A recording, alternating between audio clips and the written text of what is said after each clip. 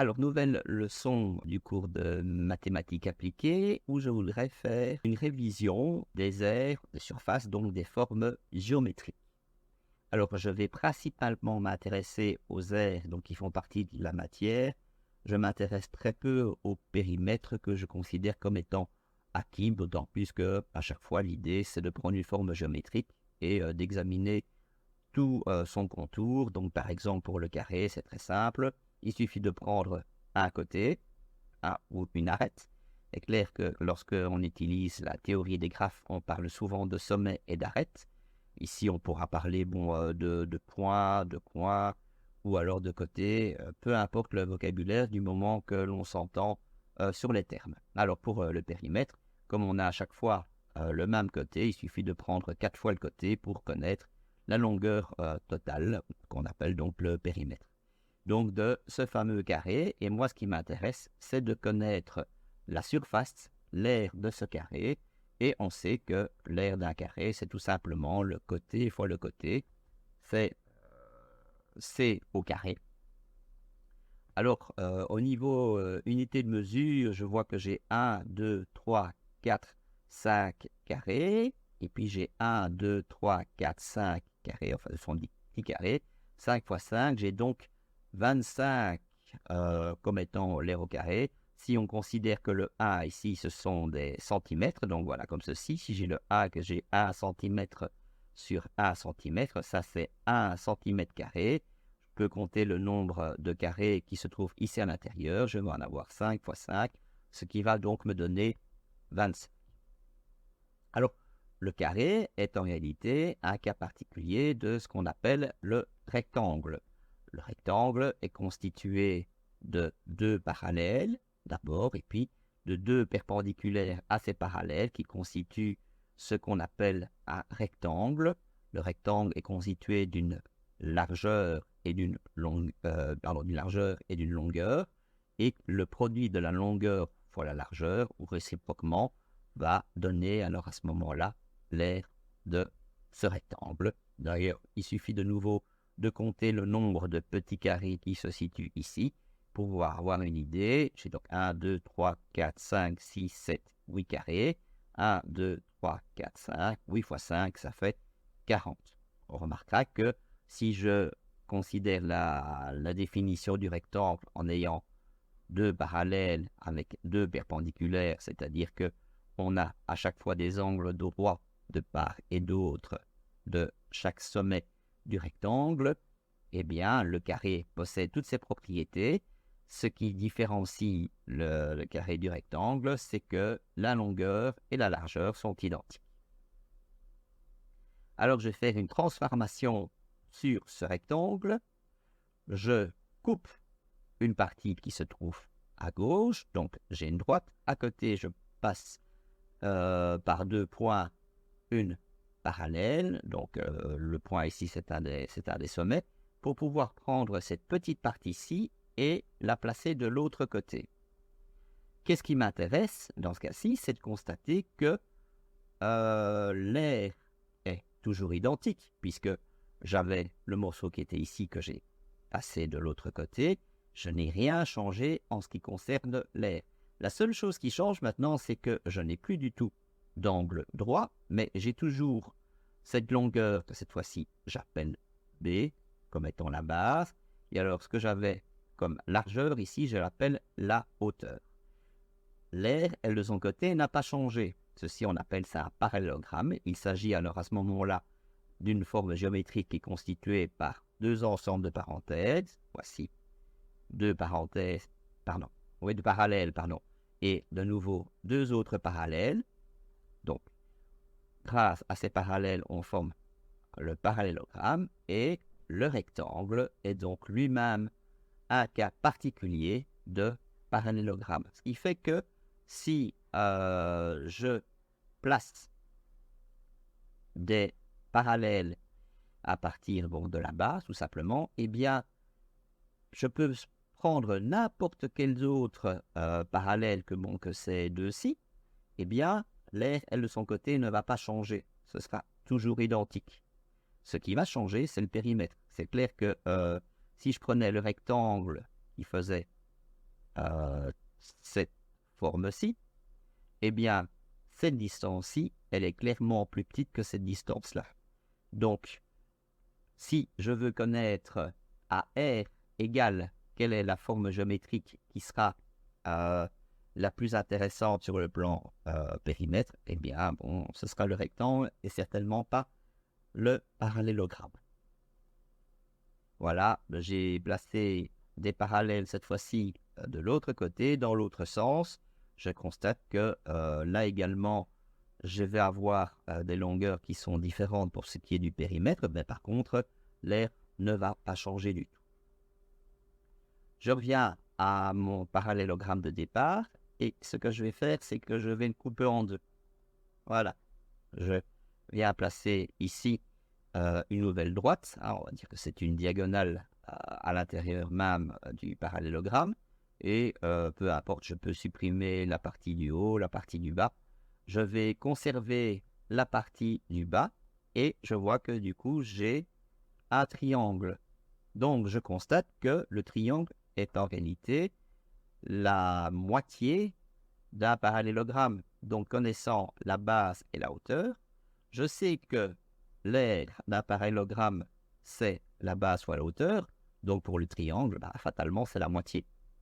Donc, il suffit de prendre la base fois la hauteur et de diviser par 2. Et du coup, je trouve l'aire du triangle. Et de nouveau, en gardant ces deux points fixes et en faisant bouger ce point-là, la base et la hauteur ne vont jamais changer, ce qui fait que je vais toujours obtenir des aires qui sont identiques.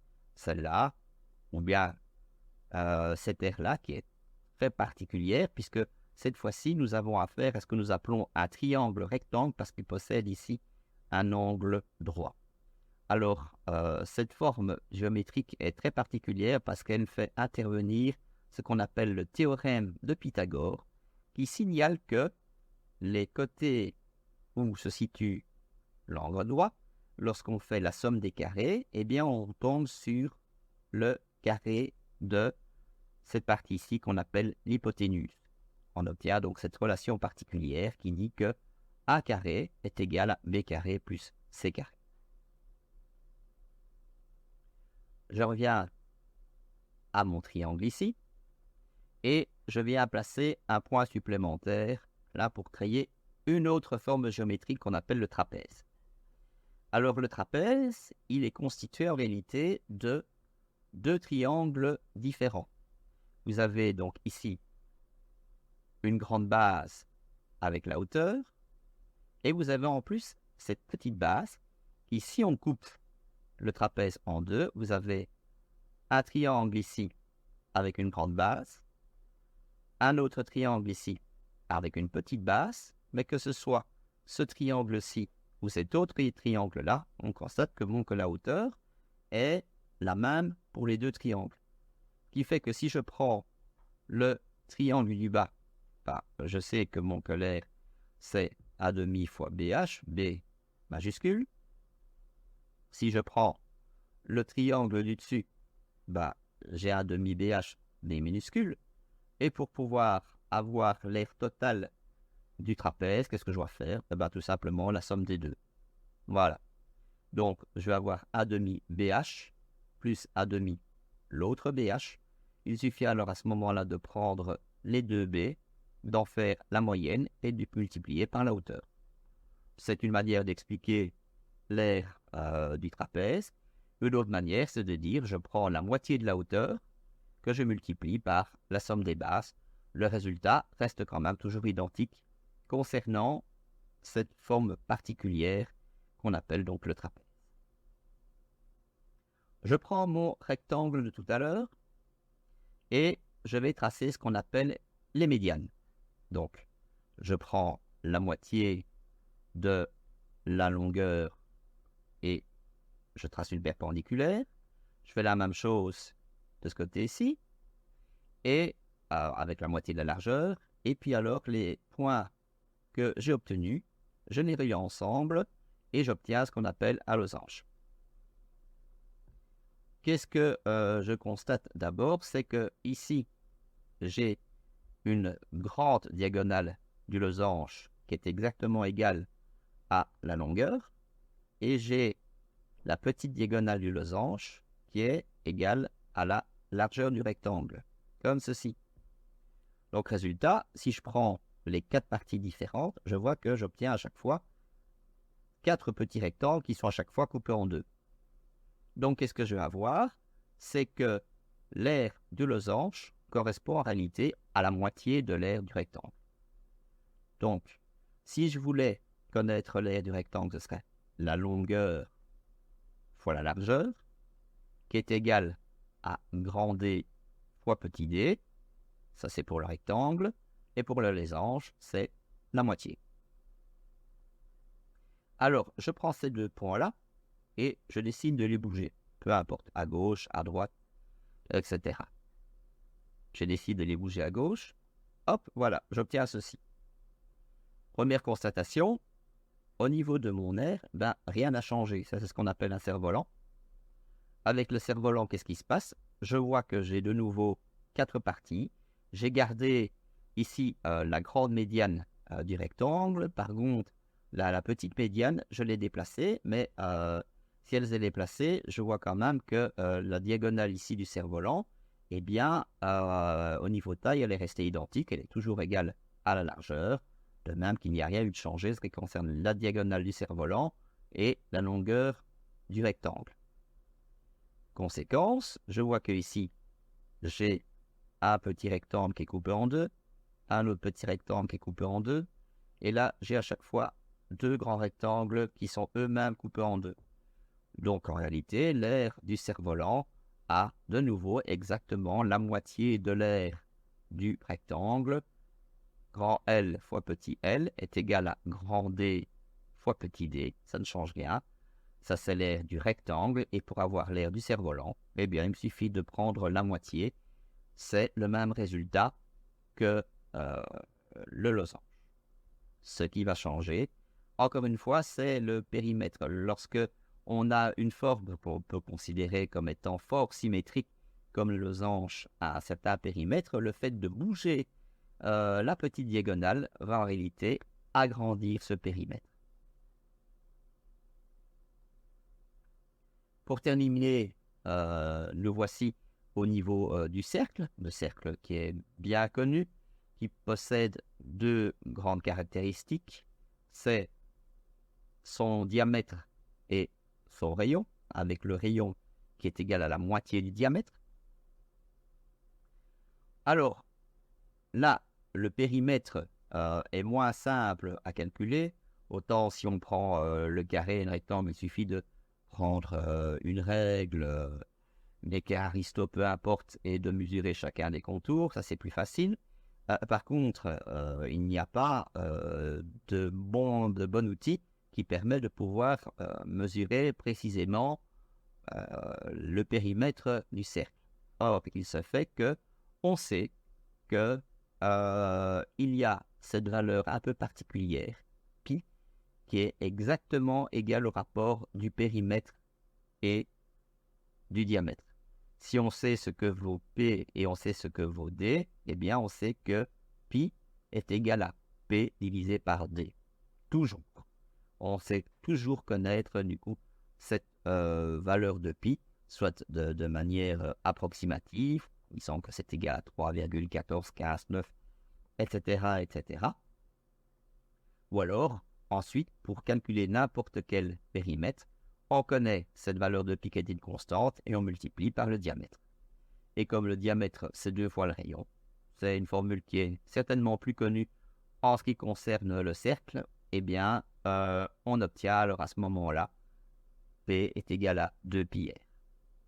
Si je veux connaître la surface d'un cercle, pour être plus juste, je vais dire la surface d'un disque, eh bien, pour ce disque, les formules font toujours intervenir pi. Si je sais que l'aire est égal à cette constante pi multipliée par le carré du rayon, donc l'aire est égal à pi r carré, comme je sais que r c'est d divisé par 2, eh bien r carré c'est d divisé par 4. Donc je sais que l'aire est égal à pi fois d carré divisé par 4. Voilà. Fin de cette leçon sur les formes géométriques. Petit complément, ce sont des petits exercices à faire. Voici un exercice numéro 1 qui serait intéressant d'essayer de réaliser. Vous avez le fameux symbole yin-yang, on appelle ici le symbole du Tao. Et vous voyez ici qu'il y a une partie du dessin qui a été hachurée. L'idée de l'exercice, c'est d'être capable de pouvoir trouver quelle est l'aire de cette partie en raisonnant avec ce qui a été vu précédemment. Même genre d'exercice, l'exercice numéro 2. Ici, j'ai un carré. Et alors, ici, vous trouvez à chaque fois des arcs de cercle. Vous voyez que le rayon correspond à chaque fois à la moitié du carré. Ce que je demande comme exercice numéro 2, c'est d'être capable de pouvoir trouver l'aire qui est hachurée, donc qui se trouve ici, à l'intérieur. Voilà. Bon travail à vous.